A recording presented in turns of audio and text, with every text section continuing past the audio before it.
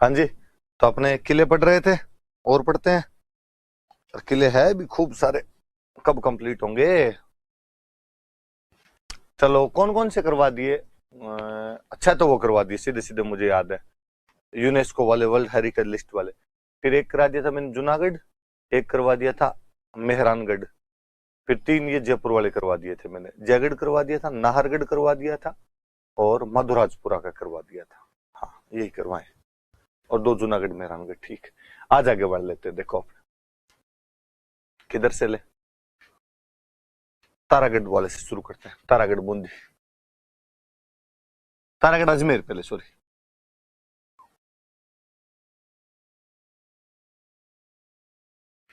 तारागढ़ अजमेर के बारे में पढ़ते हैं आप। कुछ बातें फिर मेरी बताई हुई हिस्ट्री के अंदर कि 1113 में जब अजय राज ने अजमेर की स्थापना की थी, तब यहाँ पर किला भी बनवाया था। अजय मेरुगढ़ कहते थे। कालांतर में उड़ना राजकुमार पृथ्वीराज अपनी रानी तारा के नाम पर इस किले का नाम बदलकर तारागढ़ कर देता है। इतनी बातें तो अपनी पढ़ी हुई है। एक बात यह है कि यह किला बीठली पहाड़ी पर बना हुआ है।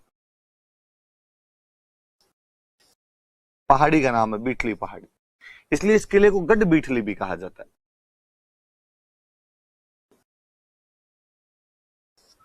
बीठली पहाड़ी पर बना हुआ है, इसलिए गढ़ बीठली किला कहा जाता है। हालांकि कुछ लोग कहते हैं कि शाहजहां का एक मंत्री हुआ करता था विठल दास गौड़, विठल दास गौड़ की यहाँ पे पोस्टिंग रही थी, तो विठल दास के नाम पर इसे बीठली किला कहा जाने लगा। पर ज्यादा सही बात यह है कि बीठली की पहाड़ी पर इसलिए गढ़ बीठली किला कहते हैं। एक बंदा है बिशप हेबर।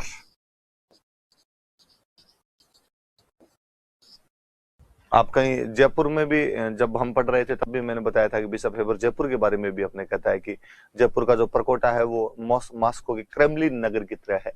वही बिशप हेबर इस तारागढ़ के लिए कहता है कि राजस्थान का जिब्राल्टर है। कि जिस प्रकार यूरोप में जिब्राल्टर का किला है, उसी प्रकार राजस्थान में कोई किला है तो वो किला अजमेर वाला तारागढ़ है। इसे राजस्थान का जिब्राल्टर भी कहा जाता है। ये बात भी याद रखना आप कि राजस्थान का जिब्राल्टर कहते हैं इस किले। हिस्ट्री में शायद थोड़ी बातें मैंने और बताई थी आपको इस किले के बारे में, कि एक बात ये थी कि रूठी रानी उमादे जो थी उसने अपना कुछ समय यहां बिताया था, और रूठी रानी उमादे यहां पर रही थी। औरंगजेब का भाई था दारा सिकोह, दारा सिकोह ने इसमें शरण ली थी। दोराई वाला जब युद्ध हुआ था, दोराई वाले युद्ध के बाद में दारा सिकोह इस किले के अंदर शरण लेता है। तो ये भी याद रखें आपने कि दारा सिकोह ने यहाँ पर शरण ली थी। विजय सिंह जोधपुर का एक राजा हुआ। विजय सिंह ने यह किला मराठों को दे दिया था। हुआ क्या था, विजय सिंह ने एक मराठा सेनापति को मार दिया था। विजय सिंह ने एक मराठा सेनापति को मारा था, जयप्पा सिंधिया। मेड़ता में मराठों के साथ एक युद्ध हुआ था विजय सिंह का, और उसके अंदर विजय सिंह हार गया था। विजय सिंह हार गया तो मराठे युद्ध हरजाना लेने के लिए गए थे। जयप्पा सिंधिया युद्ध हरजाना लेने के लिए गया, तो विजय सिंह ने उसको मेहरानगढ़ किले में बुला के मार दिया था। तो फिर मराठों ने कहा कि इस मृत्यु के बदले में मोताना दे हमें, तो रक्त मूल्य दिया जाए। तो उसने तारागढ़ वाला किला दिया था। तो जयप्पा सिंधिया की हत्या के बदले में, की हत्या के कारण यह किला मराठों को देना पड़ा था।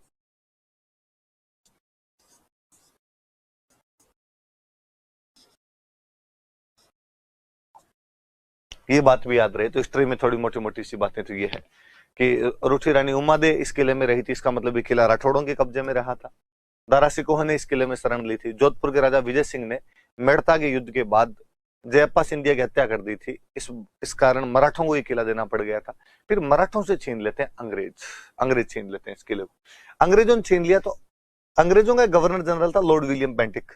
फिर आपको बात याद आनी चाहिए कि लॉर्ड विलियम बेंटिक जो था वो 1832 में अपने अजमेर के अंदर दरबार लगाता है, क्योंकि 1832 में अपने यहाँ पे एजीजी वाले मुख्यालय बनाए गए थे। तो लॉर्ड विलियम बेंटिक जब यहाँ पर आया था तो उसने कहा कि इसको सेनेटोरियम बना दिया जाए। तो लॉर्ड विलियम बेंटिक ने इसको सेनेटोरियम में बदल दिया था। सेनेटोरियम मतलब, तो हिंदी में अपने इसको बोलते हैं आरोग्य सदन। यदि कोई बीमार हो जाए तो बेड रेस्ट के लिए यहाँ पर भेजते थे। भाई पास में छावनियां लगती थी उनकी, नसीराबाद, ये अजमेर उनका मुख्य अड्डा हुआ करता था। यदि कोई बंदा बीमार होता तो बेड रेस्ट के लिए यहाँ भेज दिया जाए उनको, तो या आरोग्य सदन में भेज दिया करते थे। तो तारागढ़ अजमेर के अंदर है, बीठली पहाड़ी पर, इसलिए गढ़ बीठली कहा जाता है। बिशप हेबर के अनुसार ये राजस्थान का जिब्राल्टर कहलाता है। रूठी रानी उमादे ने अपना कुछ समय बिताया था। औरंगजेब के बाद दारा सिकोह ने यहाँ पर शरण ली थी। जोधपुर के महाराजा विजय सिंह को जयप्पा सिंधिया की हत्या के कारण ये किला मराठों को देना पड़ गया था। मराठों से अंग्रेजों ने ले लिया था और अंग्रेजों ने यहाँ पर लॉर्ड विलियम बेंटिक ने सैनिटोरियम बना दिया था, आरोग्य सदन बना दिया था इस किले के अंदर। इमारतें कौन कौन सी है?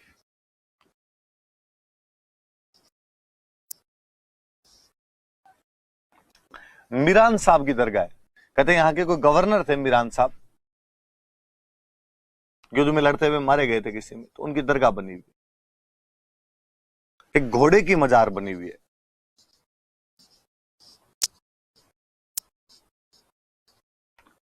एक हिंजड़े की भी मजार है इसमें।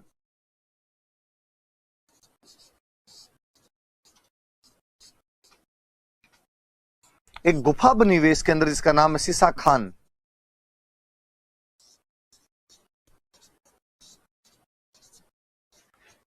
और सीसा खान गुफा के बारे में कहा जाता है कि पृथ्वीराज चौहान अजमेर में एक मंदिर हुआ करता था, चामुंडा माता का मंदिर। वो चामुंडा माता के मंदिर के डेली दर्शन करने के लिए जाया करता था, तो सीसा खान गुफा से सीधा सीधा जाता, ताकि राजा को शहर के अंदर से होकर नहीं जाना पड़े, डायरेक्टली पास दिया गया था राजा को वहां से, तो सीसा खान गुफा से होकर चला जाया करता था। ये बड़ी बड़ी चीजें याद रखना। यहाँ पे मीरान साहब की दरगाह बनी हुई, मीरान साहब यहाँ के गवर्नर रहे थे। घोड़े की मजार है, हिंजड़े की मजार है, सीसा खान गुफा है। मराठों के अधिकार रहा तो यहाँ पे तालाब बना हुआ है, झालरा बोलते तालाब, एक नाना साहब का झालरा है।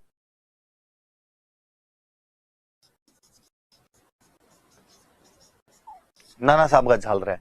इस किले में 14 बुर्जे हैं। आप वापस याद करें कि बीकानेर में 37 बुर्जें थी, जैसलमेर में 99 बुर्जें थी, इस किले के अंदर 14 बुर्जें बनी हुई। ये थोड़ी सी बातें और याद रखना। तो ये तारागढ़ अजमेर वाले की बात है। अजमेर में एक किला और है, अकबर का किला।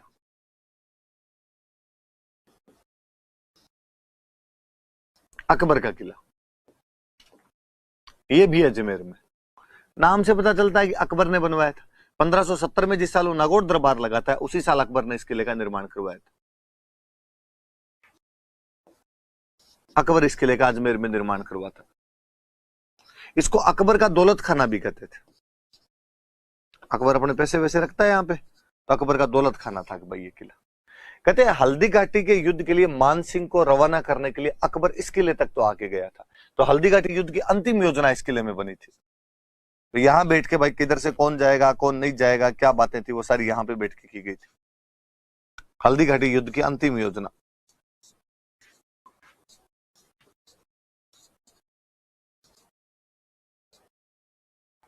इसी किले के अंदर बैठ के बनाई गई थी।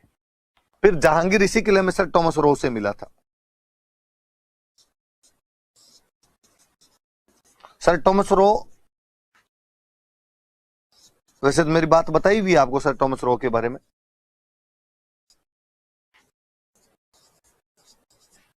कि अंग्रेजों का एक एम्बेसडर हुआ करता था, अंग्रेजों का दूत था एक, ईस्ट इंडिया कंपनी को व्यापारिक रियायतें दिलवाने के लिए, ट्रेड रिबेट दिलाने के लिए 10 जनवरी 1616 को अजमेर में जहांगीर से मुलाकात करता है और उनको टैक्स में छूट दिलाने के अंदर वो बंदा कामयाब हो जाता है। तो अंग्रेजों का वह राजदूत जो अंग्रेजों को व्यापारिक छूट दिलाने में कामयाब हो गया था, वो कौन था? तो सर टॉमस रो था। किससे मुलाकात करता है? जहांगीर से। कब करता है? तो 10 जनवरी 1616 को। कहां पर करता है? तो अजमेर के अंदर मुलाकात करता है। उस समय जहांगीर अपने अजमेर के अंदर था यहाँ पे, और यहीं पर वो टैक्स में छूट लेने में कामयाब रहा था। मिडिवल हिस्ट्री पढ़ोगे तो और अच्छे से टॉमस रो के बारे में पढ़ लोगे आप। पर याद रखना कि टॉमस रो की मुलाकात यहीं हुई थी, याद करना। इसीलिए टॉमस रो 1615 वाली मुगल मेवाड़ संधि के बारे में लिखता है कि मेवाड़ के राणा को बुद्धि से अधीन किया गया है, बल से नहीं। इसी टॉमस रो के बारे में बात। फिर ये अंग्रेजों के पास आ गया था। अंग्रेज इस किले में अपने हथियार रखते थे, इसलिए अंग्रेजों के टाइम इस किले को बोलने लगे थे मैगजीन का किला।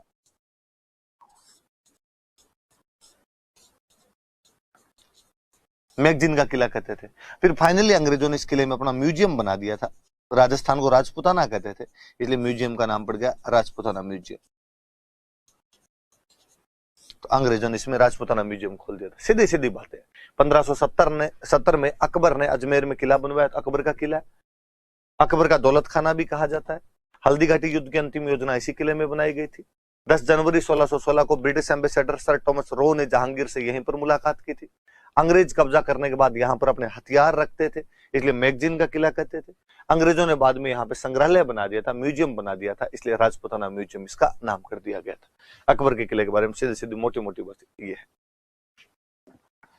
अभी हम तारागढ़ अजमेर की बात कर रहे थे, तो एक तारागढ़ किला हो रहा है बूंदी में। राजस्थान में 2 तारागढ़ है, एक तारागढ़ अजमेर वाला है, एक तारागढ़ बूंदी वाला है। फिर मेरी बात बताई गई 1354 में बरसिंह ने इस किले का निर्माण करवाया था। तारागढ़ क्यों कहते हैं ये बात, उसको तो तारागढ़ इसलिए कहते हैं क्योंकि उड़ना राजकुमार पृथ्वीराज की रानी तारा वहां पर रहती थी। इसको तारागढ़ इसलिए कहते हैं कि झील में चमकते तारे के समान दिखाई देता है, shining star in a lake, झील में चमकते तारे के समान दिखाई देता है, इसलिए नाम क्या पड़ गया इसका, तारागढ़। वास्तव में ये किला अपने भित्ति चित्रों के लिए जाना जाता है। भित्ति चित्र समझते होंगे, भींत पे बनाए गए चित्र, भींत मतलब दीवार, म्यूरल पेंटिंग्स, म्यूरल पेंटिंग के लिए जाना जाता है, भित्ति चित्रों के लिए प्रसिद्ध है। कोई पूछे राजस्थान का कौन सा किला अपने भित्ति चित्रों के लिए जाना जाता है, तो याद रखना भाई तारागढ़ का जो किला है वो अपने भित्ति चित्रों के लिए जाना जाता है। 2 चीजें मैं बताऊंगा। एक राजा हुआ था यहाँ पे शत्रुसाल, वो शत्रुसाल ने एक महल बनवाया था, रंग महल। इसके भित्ति चित्र बहुत सुंदर है। एक यहाँ पे राजा हुआ था उमेद सिंह, उस उमेद सिंह ने एक महल बनवाया था, इसका नाम है चित्रशाला। और चित्रशाला के लिए कहते हैं इतना सुंदर है कि इसे भित्ति चित्रों का स्वर्ग कहते हैं।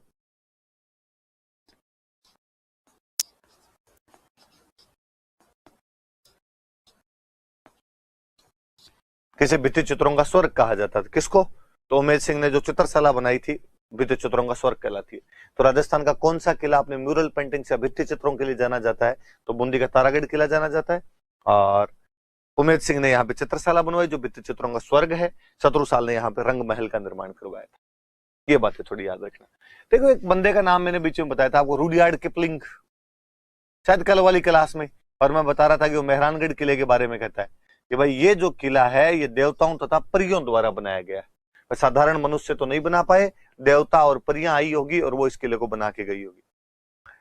वो इस बूंदी वाले किले के बारे में कहता है कि ये किला भूत प्रेतों ने बनाया, कि यार मनुष्य के बस की बात नहीं है, भूत प्रेत आके बना के गए होंगे। किस किले का निर्माण भूत प्रेतों द्वारा किया गया होगा। मुझे लगता है यार जोधपुर वाले थोड़े ज्यादा मीठे बोलते हैं, हासा नासा किया होगा। रुडयार्ड किपलिंग खुश हुआ और कहा तुम्हारे वाला किला तो देवताओं और परियों ने बनाया। बूंदी वालों ने थोड़ा इतना हासा नासा नहीं किया होगा, तो उसने कहा भूत प्रेतों ने बनाया तुम्हारे वाला किला। इस किले के महलों की जेम्सटोड भी बहुत तारीफ करता है, और जेम्सटोड कहता है कि बूंदी किले के महल सबसे सर्वश्रेष्ठ महल है। तो कोई पूछेगी जेम्सटोड ने किस किले के महलों को सर्वश्रेष्ठ महल बताया था, तो जेम्सटोड ने इस किले के महलों को सर्वश्रेष्ठ बताया था। 1354 में बरसिंह बूंदी में इस किले का निर्माण करवाता है, जो दूर से देखने पर झील में चमकते तारे के समान दिखाई देता है। ये भित्ति चित्रों के लिए प्रसिद्ध है। शत्रुसाल ने यहाँ पे रंग महल और उमेद सिंह ने चित्रशाला का निर्माण करवाया था।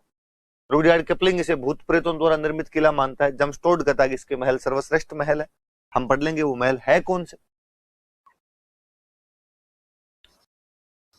इमारतें कौन सी। अनिरुद्ध नाम का राजा हुआ था, इसलिए उसके नाम पर अनिरुद्ध महल है। सुख महल बना हुआ है,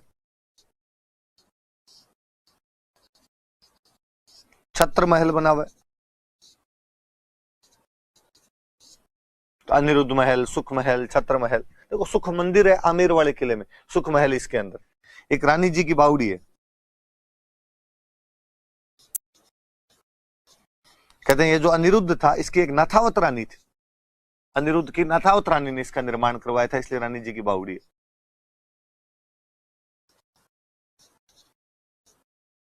नाथावत रानी द्वारा निर्मित।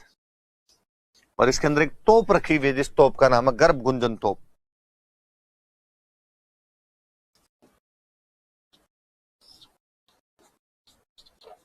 और यदि आपको थोड़ा बहुत याद हो तो मैंने बताया था कि कोटा वाला भीम सिंह जब बूंदी पर अटैक करता तो यहां से 2 तोपें उठा के ले गया था, धूल धानी और कड़क बिजली। तो वो तोपें वो 2 उठा के ले गया था यहां से। तो ये थोड़ा याद रखें अनिरुद्ध महल है, सुख महल है, छत्र महल है, रानी जी की बावड़ी, ये रानी जी की बावड़ी अनिरुद्ध की रानी नाथाउत रानी जो थी उसने निर्माण करवाया था। गर्भ गुंजन तोप है, कड़क बिजली और धूल धानी जो दो तोपें थी वो कौन उठा के ले गया था? तो भीम सिंह उठा के ले गया था। तो ये बातें थोड़ी सी ध्यान रखना आप। ये बूंदी वाला किला। तो दो तारागढ़ है। ये क्वेश्चन भी पूछा हुआ है कि राजस्थान में तारागढ़ कौन कौन सी जगह पर स्थित है? तो एक अजमेर में और एक कहां पे आपका बूंदी। अब चलो एक बड़ा किला आपने और पढ़ते हैं, तो इधर ये पढ़ते हैं अपने जालोर वाले ने ये किले पढ़ते हैं। तो जालोर वाला किला लेते हैं।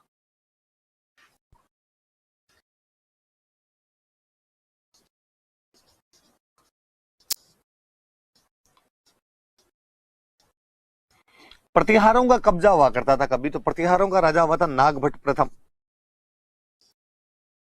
उसने इस किले का निर्माण करवाया था। प्रतिहार राजा हुआ था नागभट्ट फर्स्ट, उसने इस किले का निर्माण करवाया था। कौन से किले का? तो जालोर के किले का निर्माण कौन करवाता है? तो नागभट्ट फर्स्ट इस किले का निर्माण करवाता है। फिर हिस्ट्री में हम कई सारी बातें पढ़ चुके थे जालोर किले के बारे में। हमने पढ़ा था कि मान सिंह ने यहाँ पर शरण ली थी। हमने पढ़ा था कि प्रजामंडल वाले, जोधपुर प्रजामंडल वाले नेताओं को यहाँ पे नजरबंद किया गया था। हमने पढ़ा था कि कानड़ देव और वीरम देव के साके का साक्षी है। वो सारी बातें अपने इसके अंदर पढ़ी हुई है। सुकड़ी नदी के किनारे है। मुझे कई बार लगता है नदी का नाम ही सुकड़ी है तो क्या ही बहती होगी। सुकड़ी नदी के किनारे स्थित। इमारतें देखनी फिर, और तो इसमें है नहीं कुछ। एक तो मेरा हिस्ट्री में फिर बताया हुआ आपको अलाई मस्जिद, क्या इसी का एक नाम और तोपखाना मस्जिद, ये शायद मैंने हिस्ट्री में पढ़ा दिया था। यह है इसके अंदर। और कहा जाता है कि तोपखाना मस्जिद तो किसी टाइम में संस्कृत पाठशाला थी, अलाउद्दीन ने तोड़ के मस्जिद बना दी इसलिए अलाई मस्जिद। तोपखाने के पास में बनी हुई इसलिए तोपखाना मस्जिद कहा जाता है। अलाउद्दीन खिलजी ने कब्जा किया तो यहाँ पे मीनार बनाई, तो खिलजी मीनार। एक संत है भाई मलिक शाह, उनकी दरगाह है, ये याद रखने वाली बात है। ये सूफी संतों की दरगाहें याद रखना थोड़ी सी, कि हिंदुओं के किलों में ये दरगाहें बनी हुई थी, तो ये थोड़ा सा अपने आप में सेकुलरिज्म टाइप वाली सी बात है कि मलिक शाह की दरगाह बनी हुई थी इस किले के अंदर। एक जैनों का कीर्ति स्तंभ है, जैसे हम चित्तौड़ वाले किले में पढ़ते हैं वैसे इस किले में भी है।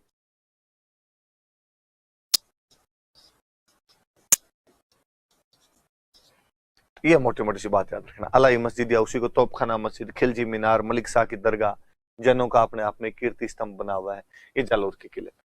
तो प्रतिहार राजा नागभट्ट फर्स्ट ने बनवाया था, सुकड़ी नदी के किनारे स्थित।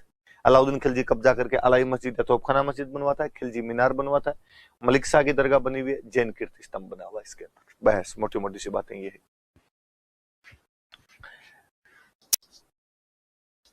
अचलगढ़ का किला,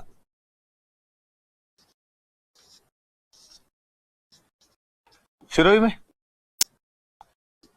परमारों ने बनाया था किला। सिरोही पे पहले परमार हुआ करते थे साइड में, आबू वाले साइड में, तो परमारों द्वारा निर्मित है।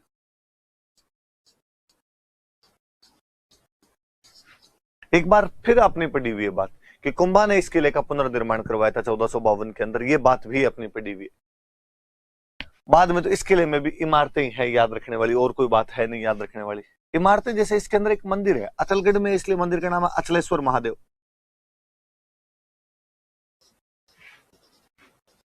और अचलेश्वर महादेव के लिए कहा जाता है कि यहाँ पे शिवलिंग की पूजा नहीं होती, बल्कि शिव जी के अंगूठे की पूजा की जाती है। तो पूछे भाई कौन से किले में शिव जी के अंगूठे की पूजा की जाती है? तो वो जो किला है वो अचलगढ़ किला, और उसका कौन सा मंदिर है? तो अचलेश्वर महादेव मंदिर है। इसमें एक राजस्थान के कवि हुए जिनकी मूर्ति लगी हुई है, दुर्सा आढ़ा। तो इस किले में दुर्सा आढ़ा की मूर्ति है। आपको याद आया तो राव सुल्तान के दरबार में थे, और राव सुल्तान के दरबार में इन्होंने एक बुक लिखी थी, राव सुल्तान रा कवित, हिस्ट्री में पढ़ाया हुआ, तो उनकी मूर्ति। ये बड़ी जोरदार बात है। अक्सर आप जो साहित्यकारों की मूर्तियां देखते नहीं है, पर इसमें दुर्सा आढ़ा की मूर्ति लगी हुई है। मुझे बड़ा अचंभा हुआ था, मैं 2018 में रसिया गया था, तब हमने देखा कि रसिया के हर चौराहे पे या तो वहां के जनरलों की मूर्तियां लगी हुई थी या साहित्यकारों की मूर्तियां लगी हुई थी। या तो हम गाइड से पूछते कि ये कौन है, तो वो कहता कि ये तो सेकंड वर्ल्ड वॉर का हमारा जनरल था, ये फर्स्ट वर्ल्ड वॉर में लड़ा था, ये नेपोलियन के खिलाफ लड़ा था, ये जापान वाले युद्ध के अंदर लड़ा था हमारे।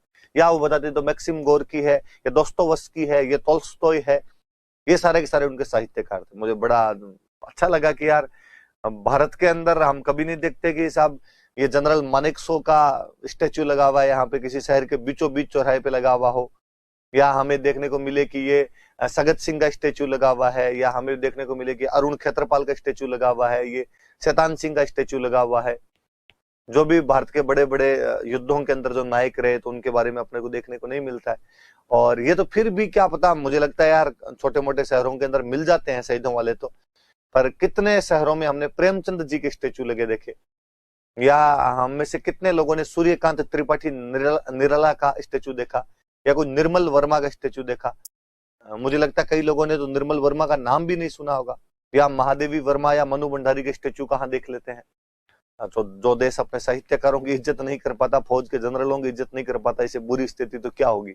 पर ये एक बड़ी बात है कि राजस्थान के किले में राजस्थान के एक साहित्यकार की मूर्ति लगी हुई है, वो साहित्यकार दुर्सा आढ़ा है। मैं साहित्य पढ़ाऊंगा, इनके बारे में और कई सारी बातें करूंगा आपसे। इसमें कुंभा और उद्दा दोनों बाप बेटों, कुंभा और उद्दा दोनों बाप बेटों की मूर्तियां हैं, जिनके नाम है सावन भादो की मूर्तियां। सावन भादो ये वास्तव में कुंभा और उद्दा की मूर्तियां हैं। कुंभा उद्दा था उसका बेटा जिसने उसको कुंभलगढ़ में मार दिया था, उनकी मूर्तियां लगी हुई।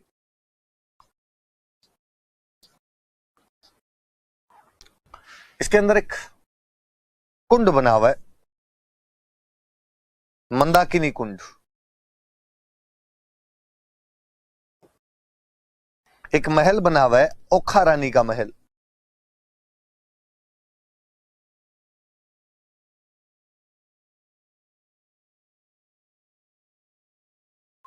ओखा रानी का महल बना हुआ है। एक इसमें जगह जिसका नाम है भौराथल। ऐसा कहा जाता है कि महमूद बेगड़ा गुजरात का एक राजा था, और महमूद बेगड़ा ने अचलेश्वर महादेव मंदिर तोड़ने के लिए अचलगढ़ किले पर आक्रमण किया। उसकी सेना जब मंदिर तोड़ने के लिए ऊपर जा रही थी, तब मंदिर के पास में एक जगह से मक्खियां निकली। वो बड़े वाली मक्खियां होती है, भौरा मक्खी जिनको बोलते हैं, वो भौरा मक्खियां निकली और महमूद बेगड़ा की सेना पर आक्रमण कर दिया। महमूद बेगड़ा ने हाथ जोड़े और महमूद बेगड़ा ने कहा कि भाई ठीक है डोकरा, नहीं तोड़ेंगे तेरा महल, छुड़ा तो सही। तब जाके उनका पीछा छुड़ा गया था। तो वह जगह जहां से भौरा मक्खियां निकली थी, उस जगह का नाम क्या पड़ गया? तो भौराथल नाम पड़ गया उस जगह। अचलगढ़ का किला परमारों द्वारा बनाया गया था, जिसका कुंभा 1452 में पुनर्निर्माण करवाता है। कुंभा और उसके बेटे उद्दा की मूर्तियां लगी हुई, जिनको सावन भादो कहा जाता है। राजस्थान के मूर्धन्य साहित्यकार दुर्सा आढ़ा की मूर्ति है। अचलेश्वर महादेव मंदिर में शिव जी के अंगूठे की पूजा की जाती है। मंदाकिनी कुंड और ओखा रानी का महल है। वह स्थान जहां से महमूद बेगड़ा की सेना पर मधुमक्खियों ने आक्रमण कर दिया था, भौराथल कहलाता है। ये अचलगढ़ के किले के बारे में याद रख लेना भाई। इधर एक और किसी किले की बात करूं तो मैं कहूं सिवाना। सिवाना किला बाड़मेर। वीर नारायण पंवार ने इस किले का निर्माण करवाया था।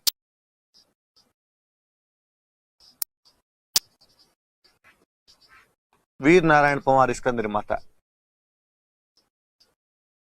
खूब सारी बातें मेरी बताई हुई है।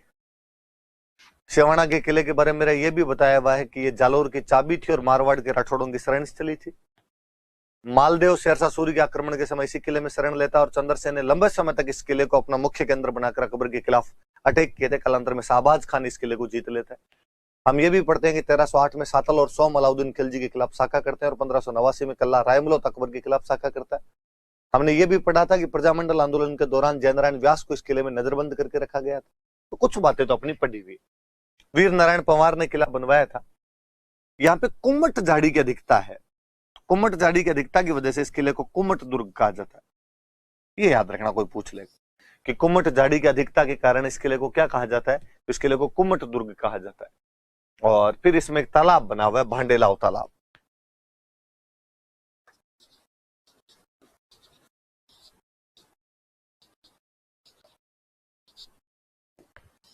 तो इस किले में भांडेलाव तालाब बना हुआ है, ये भी थोड़ा सा याद रख लेना। इस किले में भांडेलाव तालाब। तीन ही बातें वीर नारायण पंवार ने बनवाया था। कुम्मट झाड़ी के अधिक, कुम्मट झाड़ी का नाम होता है, वो झाड़ी होती है कुम्मटिया, तो कुम्मट झाड़ी की वजह से कुम्मट दुर्ग कहा जाता है। और इसके अंदर क्या बना हुआ आपके? तो भांडेलाव तालाब बना हुआ है। मैं जब इधर पश्चिमी राजस्थान की बात कर रहा हूं तो मैं एक किला और लेना पसंद करूंगा, भटनेर।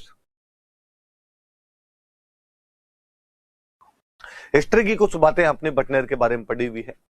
उनमें से कुछ बातें ये थी कि एक बात तो मैंने ये बताई थी कि 1805 में बीकानेर का राजा सूरत सिंह यहां पर कब्जा कर लेता है। उस दिन मंगलवार था, इसलिए भटनेर का नाम बदलकर उसने हनुमानगढ़ कर दिया था। एक बात तो हमने ये पढ़ी थी इस किले के बारे में। और तो भटनेर के बारे में क्या पढ़ा था हमने कि भाटियों की शुरुआती दौर के अंदर राजधानी रहा था, इसलिए उत्तरी सीमा का प्रहरी या उत्तर भड़केवाड़ भाटियों को इसी वजह से कहा जाने लगा। ये पढ़ा था।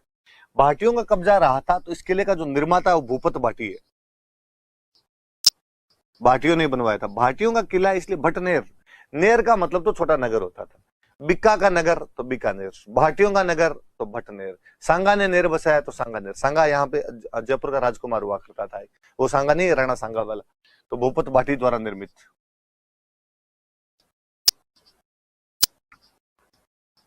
उत्तरी सीमा का प्रहरी, क्योंकि उत्तर की तरफ से जितने अटैक हुए थे वो सारे बेचारे किस किले ने झेले? भटनेर के किले। तो हम कहते हैं सर्वाधिक विदेशी आक्रमण झेलने वाला किला है, कि मैक्सिमम फॉरेन अटैक यदि किसी ने कन्फ्रंट किए तो वो किला कौन सा था? तो वो भटनेर का किला था। सर्वाधिक विदेशी आक्रमण झेलने वाला किला।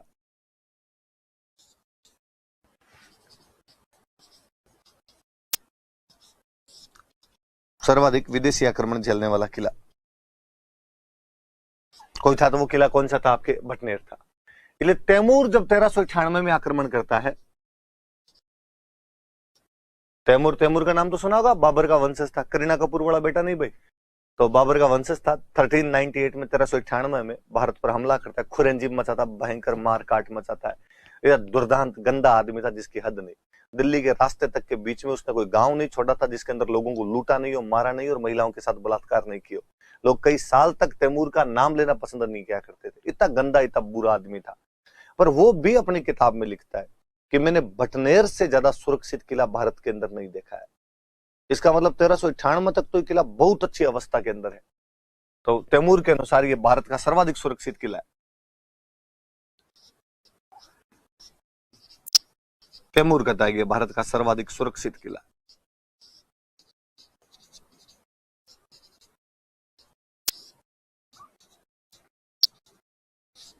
भारत का सर्वाधिक सुरक्षित किला है। इस तैमूर वाले आक्रमण के समय 1398 में जब उसने अटैक किया था, तो इस किले के अंदर जौहर किया गया था। और कहते वो जो जौहर था उसमें हिंदू महिलाएं तो थी, हिंदू महिलाओं के साथ साथ में मुस्लिम महिलाएं भी थी।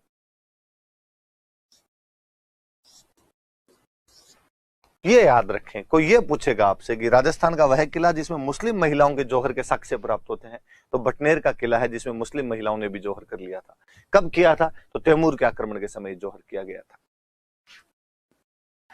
महमूद गजनवी आक्रमण करता है।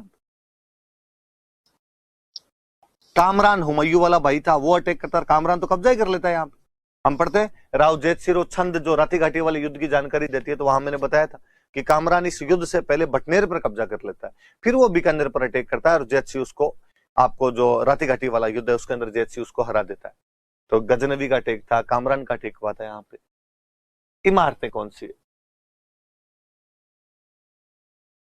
तो इमारतें, एक तो बलबन का भाई था एक शेर खान, उस शेर खान की कब्र है इसमें। बलबन का भाई था, बलबन एक सुल्तान हुआ था, उस बलबन का भाई था शेर खान, उसकी कब्र बनी हुई इसके अंदर। एक रायसिंह जो था, बीकानेर वाला रायसिंह, उसका एक बेटा था दलपत सिंह, उसने विद्रोह किया था। तो दलपत सिंह विद्रोह करता हुआ मारा गया था, उसकी 6 रानियां यहाँ पे सती हुई थी। तो दलपत सिंह की 6 रानियों के स्मारक बने हुए, दलपत सिंह और उसकी 6 रानियों के स्मारक।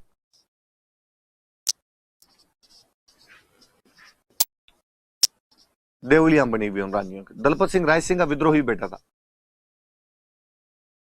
बगावत कर देता वो। दलपत सिंह बीकानेर वाले राय सिंह का विद्रोही बेटा था। शायद हिस्ट्री में बात बताई होगी, नहीं बताई, इतना याद रख लेना आप।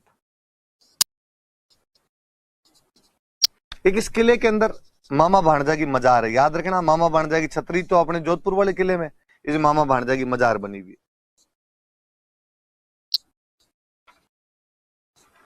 मामा भाणजा की मजार। इस किले में 52 बुर्जे हैं। वापस याद करना, 99 जैसलमेर, 37 बीकानेर, 14 तारागढ़, 52 भटनेर के किले के अंदर बनी हुई। किले के अंदर तो नहीं, किले के बाहर वाली साइड के अंदर एक माता जी का मंदिर बना, पर यार इस बहाने याद हो जाएगा, यही याद कर लेना, भद्रकाली माता का मंदिर है। तो भद्रकाली माता का मंदिर बना हुआ है। तो ये थोड़ी याद रखना बातें। वापस देखे आप एक बार कि बटनेर का किला भूपत भाटी ने बनवाया था, उत्तरी सीमा का प्रहरी है, सर्वाधिक विदेशी आक्रमण झेले हैं इस किले ने। तैमूर कहता है कि भारत का सर्वाधिक सुरक्षित किला है। तैमूर के समय जोहर किया गया था, जिसमें हिंदू महिलाओं के साथ साथ मुस्लिम महिलाएं भी शामिल थी। गजनवी और कामरान ने भी यहाँ पर आक्रमण किए थे। शेर खान की कब्र बनी हुई है यहाँ पे। दलपत सिंह उसकी 6 रानियों के स्मारक है। दलपत सिंह राय सिंह का विद्रोही बेटा था बीकानेर वाले राजा का। मामा भाणजा की मजार है। मामा भाणजा की छतरी मेहरानगढ़ में है। यहाँ पे 52 बुर्जें बनी हुई है और किले के बाहर वाली साइड में माता जी का मंदिर बना हुआ है। तो भद्रकाली माता का मंदिर इस किले के अंदर बना हुआ है। तो ये थोड़ी बातें याद रखना। अब अपने इसके बाद कौन से किले पे हैं? ये इधर वाले पश्चिमी राजस्थान वाले बड़े बड़े किले तो हो गए। चलो मैं इधर वाले लेता हूँ, आपके भरतपुर साइड वाले किले लेता हूँ। तो भरतपुर वाला किला लेते हैं। जाट राजा सूरजमल ने इस किले का निर्माण करवाया था। हिस्ट्री में बताई हुई बात।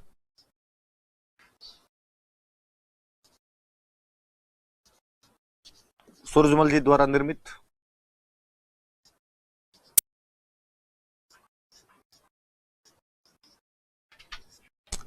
और बात मैंने कुछ बातें आपको बताई थी कि एक बात मेरी ये बताई थी कि भरतपुर के राजा जवाहर सिंह 1765 के आसपास जब उधर हमला करते हैं, आपके दिल्ली पर हमला करते हैं, तो दिल्ली से अष्ट धातु के दरवाजे लेकर आते हैं, जिन्हें भरतपुर के किले में लगवाते हैं। और इस जीत की याद में जवाहर बुर्ज बनवाते हैं, जहां पर राजाओं का राष्ट्रतिलक किया जाता था। राजा रणजीत सिंह 1803 से 6 के बीच जो सेकंड एंग्लो मराठा वॉर था, उसमें जसवंतराव होलकर को शरण दे देता है। लॉर्ड लेक यहाँ पर 5 बार हमले करता है, लेकिन जीत नहीं पाता है। इसलिए इस किले को हम लोहागढ़ कहते हैं। इस जीत की याद में यहाँ पे फतेह बुर्ज बनवाई गई थी। चार्ल्स मेटकॉफ कहता है, अंग्रेजों का एक बंदा हुआ है चार्ल्स मेटकॉफ, पढ़ा था नाम? अंग्रेजों की तरफ से संधियां करने के लिए चार्ल्स मेटकॉफ ही आया था। और चार्ल्स मेटकॉफ कहता है कि अंग्रेजों की प्रतिष्ठा भरतपुर के घेरे में दब कर रह गई थी, कि भरतपुर वाले आक्रमण ने हमने जो इज्जत कमाई थी वो सारी इज्जत हमारी मिट्टी के अंदर मिला दी थी। ऐसा कौन कहता है? तो चार्ल्स मेटकॉफ ने कहा था कि अंग्रेजों की संपूर्ण प्रतिष्ठा भरतपुर के घेरे में दब कर रह गई है। और भरतपुर का घेरा डालने वाला अंग्रेजों का सेनापति कौन था? Lord lake. और वो बहादुर राजा जिसने भरतपुर के राजा ने अंग्रेजों का मुकाबला किया था, कौन था? तो महाराजा रणजीत सिंह, जो शरणागत की रक्षा के लिए अपने प्राणों की जी जान की बाजियां लगा देते हैं। और वो शरणागत कौन था? जसवंतराव होलकर। ये तमाम बातें हमारी पढ़ी हुई। इस किले के बारे में थोड़ी बात बताऊं।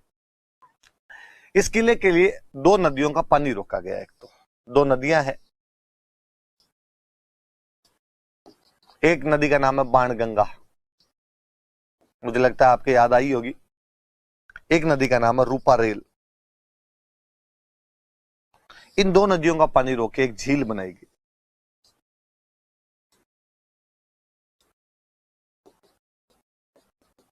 ये जो झील है, इस झील का नाम है मोती झील।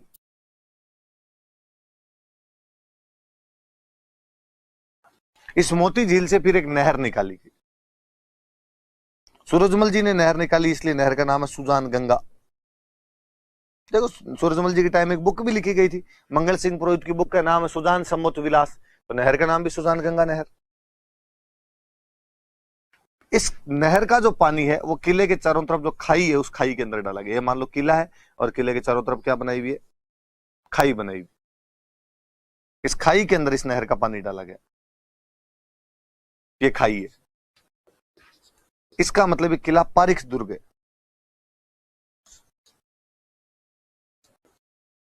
किसका उदाहरण है? पारिख दुर्ग का उदाहरण। वापस देखना, बाणगंगा तथा रूपारेल नदियों का पानी रोककर मोती झील बनाई गई। मोती झील से सुजान गंगा नामक नहर निकाली गई। सुजान गंगा नहर का पानी लोहागढ़ किले की खाई के अंदर डाला गया था। इस किले के चारों तरफ खाई बनी हुई है। इसका मतलब ये किला कैसे दुर्ग का उदाहरण है? पारिख दुर्ग का उदाहरण। बनवाया किसने था? तो जाट राजा सूरजमल ने इस किले का निर्माण करवाया था। इमारतें कौन कौन सी पढ़ लेते हैं।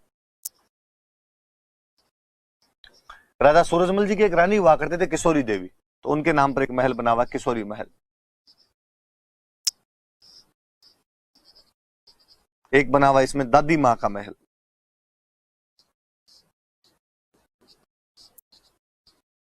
दादी मां का महल बना हुआ। एक बनी हुई है वजीर की कोठी, तो वजीर रहा होगा, उसकी कोठी बनी हुई यहां पर। 2 मंदिर याद रखना। तो गंगा मंदिर है यहां पर।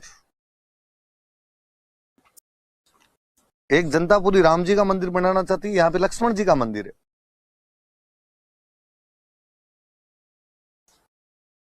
गंगा मंदिर है, लक्ष्मण मंदिर, मस्जिद है जामा मस्जिद।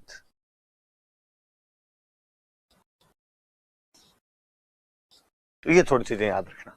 किशोरी महल है, किशोरी देवी जी सूरजमल जी की रानी थे। दादी माँ का महल है, वजीर की कोठी है, गंगा मंदिर लक्ष्मण मंदिर याद रखना, गंगा नदी पे और राम के जब भाई जो लक्ष्मण उन पे, और जामा मस्जिद बनी हुई है। तो ये इसके मुख्य मुख्य इमारतें बोल बोल के देखना, 2-4 बार बोलोगे तब याद होगी। किशोरी महल है, दादी माँ का महल है, वजीर की कोठी है, गंगा मंदिर है, लक्ष्मण मंदिर है, जामा मस्जिद बनी हुई है। यहाँ पर एक किला और, बयाना, भरतपुर में एक किला और। बयाना के बारे में खूब सारी बातें मेरी बताई। बयाना के बारे में एक बात यह है कि गुप्त राजा समुद्रगुप्त ने यहाँ पर आक्रमण करके और यहाँ पे विजय स्तंभ का निर्माण करवाया था, जो राजस्थान का पहला विजय स्तंभ है।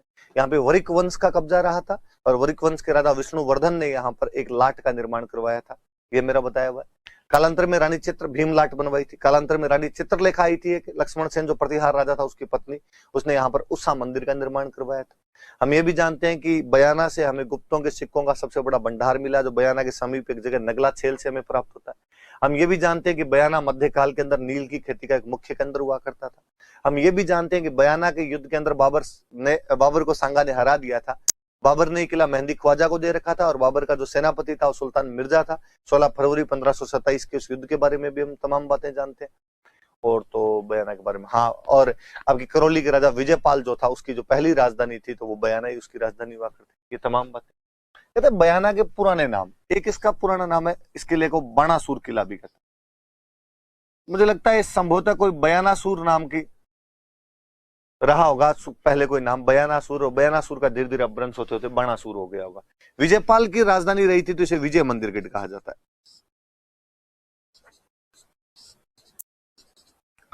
बादशाह बाबर ने यहां पर कब्जा कर लिया था, इसलिए बादशाह का किला कहते हैं। खानवा युद्ध के बाद बाबर खुद भी आगे गया था यहां पे,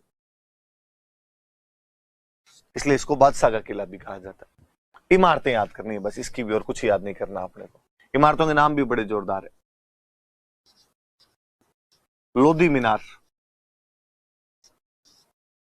एक दाऊद खां की मीनार, लोधी मीनार, दाऊद खां की मीनार। एक और है आपके सादुल्ला सराय,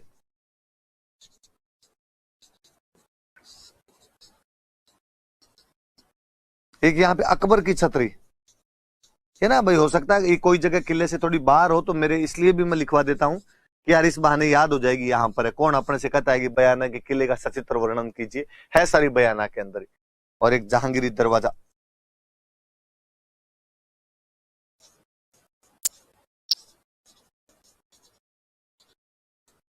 जहांगीरी दरवाजा तो याद रखना। कौन कौन सी इमारतें हैं?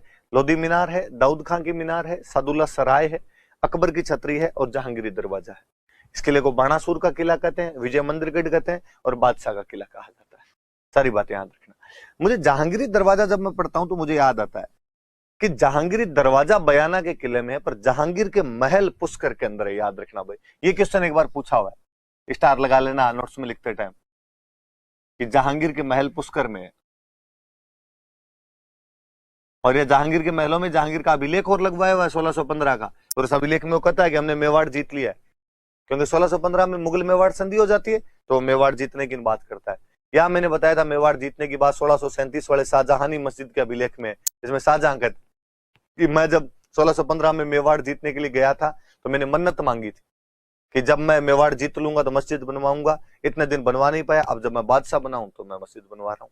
तो या तो 1615 के जहांगीर के महल जो पुष्कर में बने हुए उसके अभिलेख में ये जानकारी है कि मुगलों ने मेवाड़ जीत लिया, ऐसा मुगल लिखवाते हैं, या 1637 के शाहजहां का जो अजमेर की दरगाह उसमें जो शाहजहानी मस्जिद उसने बनवाई थी उसके अभिलेख ये कहता है कि शाहजहां जो है वो क्या जीत के आया था, तो वो मेवाड़ जीत के आया था। मुगल मेवाड़ संधि की जानकारी है।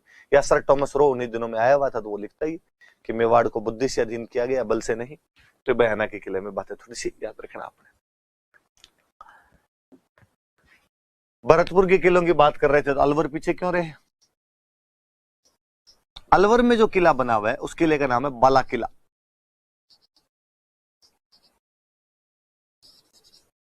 ए लगुराय इस किले का निर्माण करवा था। ए लगुराय कौन?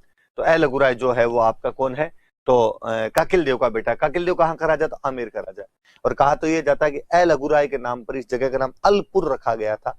अलपुर अपभ्रंश होते होते अलवर पड़ गया।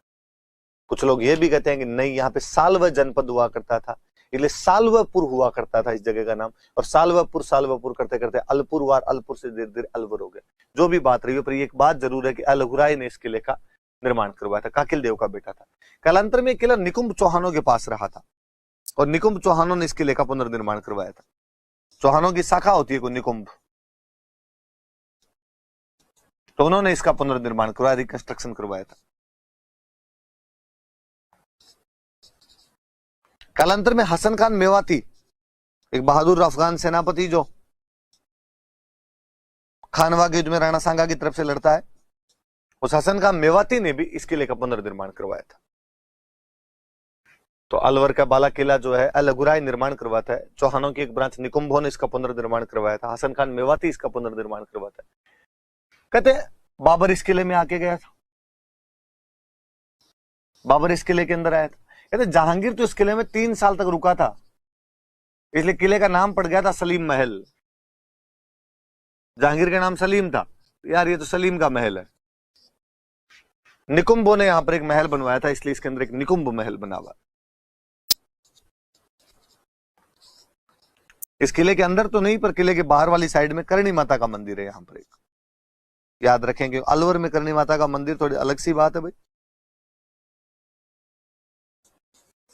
कहते हैं अलवर के राजा बख्तावर सिंह एक बार बीमार हुए थे, और उनको किसी ने कहा कि यदि आप करणी माता का नाम लोगे तो ठीक हो जाओगे। तो उन्होंने करणी माता का नाम लिया, वो ठीक हो गए। तो फिर उन्होंने करणी माता का मंदिर वगैरह बनवाया था। अलवर का बाला किला अलगुराय काकिल देव का जो बेटा निर्माण करवाता है। चौहानों की एक ब्रांच निकुंभों ने पुनर्निर्माण करवाया, निकुंभ महल बनवाया था यहाँ पे। हसन खान मेवाती इसका पुनर्निर्माण करवाता है। बाबर इस किले के अंदर आया था। जहांगीर ने यहाँ पे 3 साल तक रह के गया था, इसलिए इसको सलीम महल कहने लग गए थे। और बाहर किले के बाहर वाली साइड में करणी माता का मंदिर बना हुआ है। अलवर में एक किला और है, कांकनबाड़ी का किला। ये भी अलवर के अंदर पड़ता है।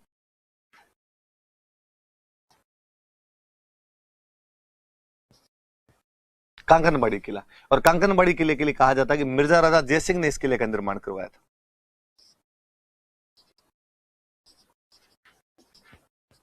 मिर्जा राजा जयसिंह इस किले का निर्माता था। और औरंगजेब ने अपने भाई दारा सिकोह को यहाँ पे गिरफ्तार करके रखा था। दारा सिकोह ने शरण तो अजमेर वाले तारागढ़ में ली थी, और औरंगजेब ने उसको गिरफ्तार करके कहीं पे रखा था, तो वो कांकनबाड़ी वाला किला। औरंगजेब ने उसको यहाँ पे गिरफ्तार कर लिया था, यहाँ पे या यहाँ पे गिरफ्तार करके उसको रखा था। तो ये भाई बड़े किले आपके। तो ये थोड़े बड़े बड़े से जो किले थे, कांकनबाड़ी वाला तो क्या बड़ा छोटा ही है, पर जो बड़े बड़े अपने नाम है जिन किलों के, तो वो ये किले हैं। फिर ऐसे अपने छोटे छोटे खूब किले और हैं, थोड़े किले में और लेता हूं। तो ऐसे कोटा का किला है।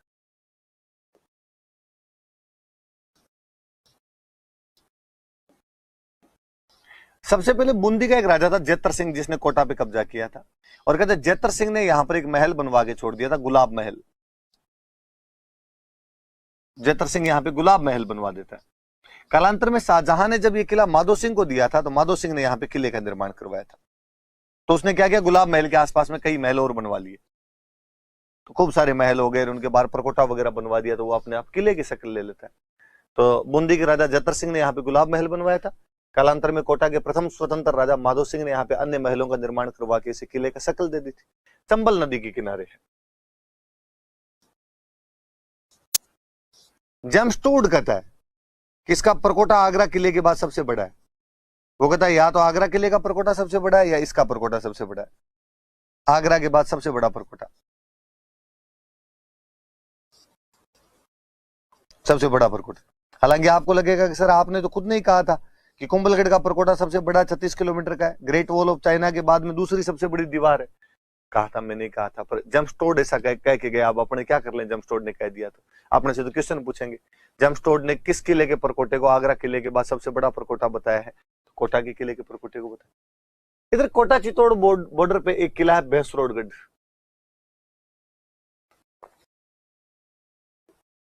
भैंसरोडगढ़ का किला चित्तौड़गढ़ में। बड़ी जोरदार सी कहानी की, 2 दोस्त थे, एक का नाम था भैंसार, एक का नाम था रोड़ा। तो भैंसा और रोड़ा ने मिलकर बनवाया था, इसलिए किले का नाम भैंसरोडगढ़ पड़ गया। चंबल और बामनी नदियों के किनारे स्थित है। चंबल और बामनी के किनारे स्थित यह किला है। राजस्थान का वेल्लोर कहलाता है कि जिस प्रकार साउथ इंडिया में वेल्लोर का किला है, उसी प्रकार अपने राजस्थान के अंदर कोई किला है तो वो कौन सा है? भैंसरोडगढ़। राजस्थान का जिब्राल्टर, अजमेर का तारागढ़ है।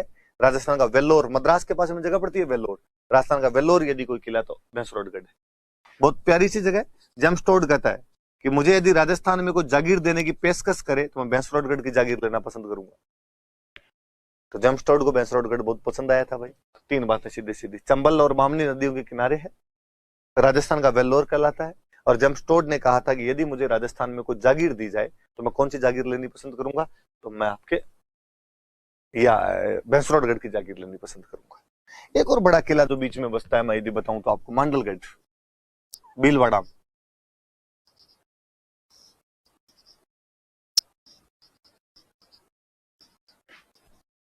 भीलवाड़ा के अंदर मांडलगढ़ का किला है, जिसकी कुछ बातें हम जानते हैं कि यहाँ पे राणा सांगा की छतरी है।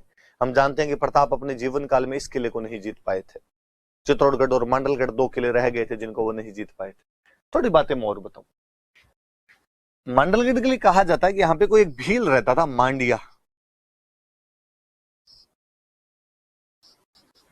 गाय भैंस चराया करता था। एक दिन मांडिया भील को एक पत्थर मिला, जो पत्थर बहुत चमक रहा था, और कहते यहाँ पर एक गुर्जर रहते थे, बड़े जमींदार थे यहाँ के, जिनका नाम था चानना गुर्जर। हालांकि तमाम किताबें चानना गुर्जर लिखती है, पर मुझे लगता है कि चानना गुर्जर नहीं है, ये चांदना गुर्जर है। गुर्जरों की एक सब कास्ट होती है चांदना। अपने मंत्री जी हैं अशोक चांदना जी, तो चांदना गुर्जर रहते होंगे यहाँ पे, बड़े जमींदार थे यहाँ के।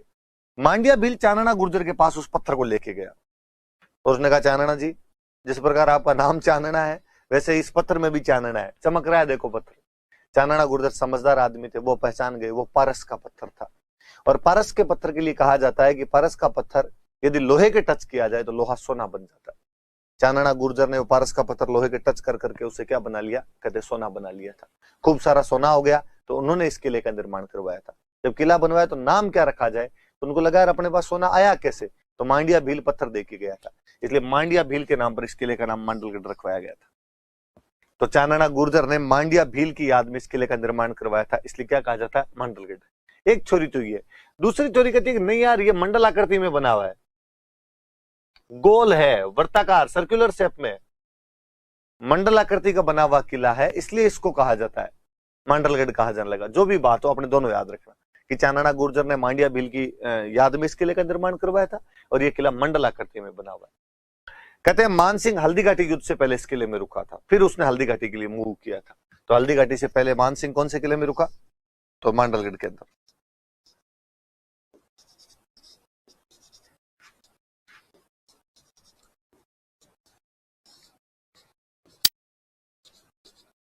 हल्दीघाटी से पहले इसी किले के अंदर रुका था। कौन से किले के अंदर? तो मांडलगढ़। सिंपल 2-3 सी बातें याद रखने वाली सी। एक तो इस किले के अंदर एक महादेव जी का मंदिर है, उंडेश्वर महादेव।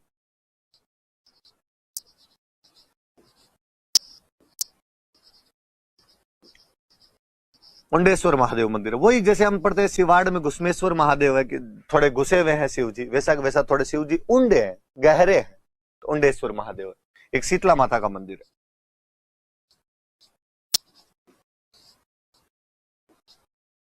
शीतला माता मंदिर है। 2 जलाशय बने हुए हैं जिनके नाम है सागर और सागरी।